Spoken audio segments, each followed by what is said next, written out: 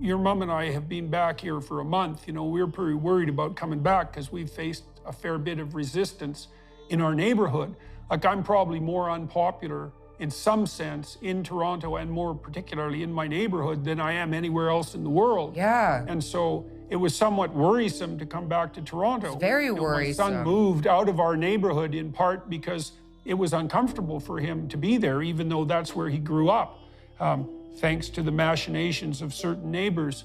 It's been hard on your mom too, because I come downstairs, well, the other day when I was going through what happened in 2016, I came downstairs, I could hardly stand up. A lot of the symptoms I had over the last couple of years came back, and that's really pretty frightening for me and for her to see.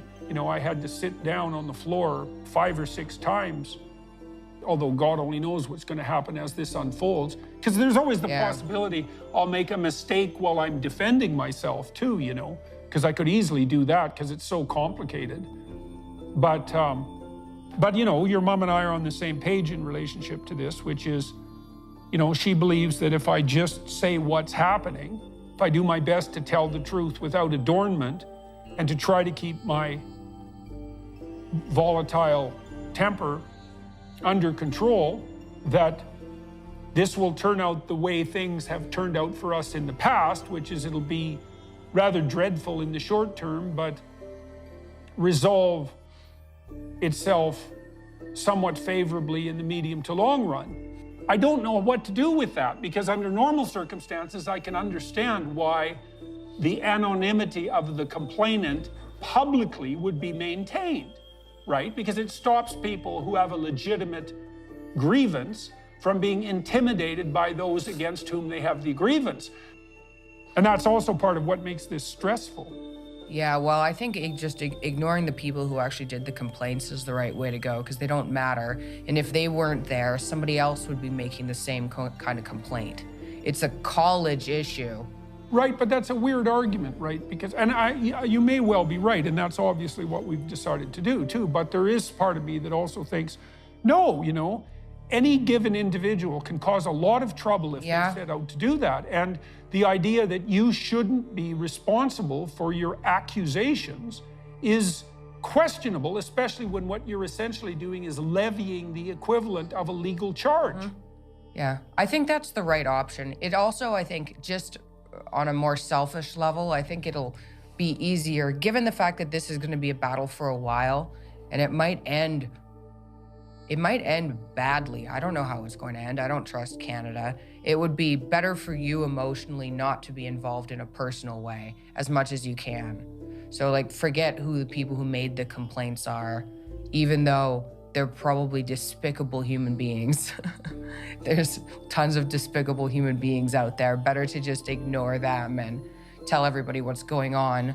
And ideally have a backup plan. If they do come for your license, can you just, I assume getting a license. Yeah, well, it's hard to know. It's hard to know if it's better to ignore them. There's lots of psychological studies about what people do to cheaters in games.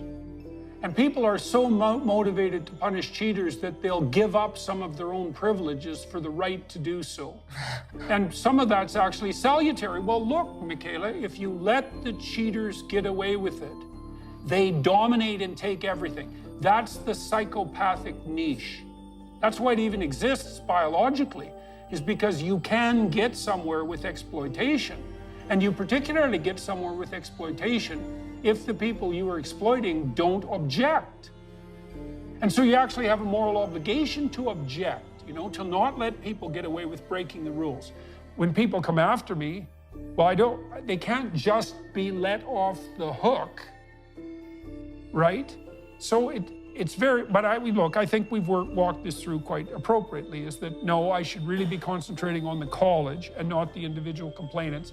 I should be concentrating on the college in a way that has broad public significance, because it shouldn't just be about me, it's about a broader social problem. That we should use the truth and public exposure, transparency, to mount the best defense, and we should all keep our heads while doing so. But there's no better strategy than that, but it's a tight rope to walk, that's for sure.